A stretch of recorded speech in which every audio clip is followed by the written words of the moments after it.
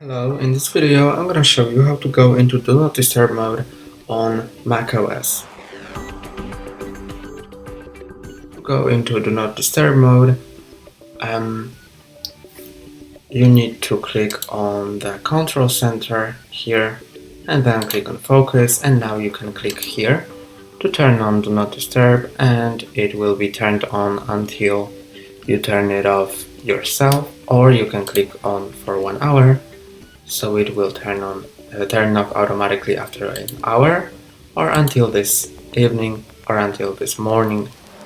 There are different options, and it's gonna disable after this time.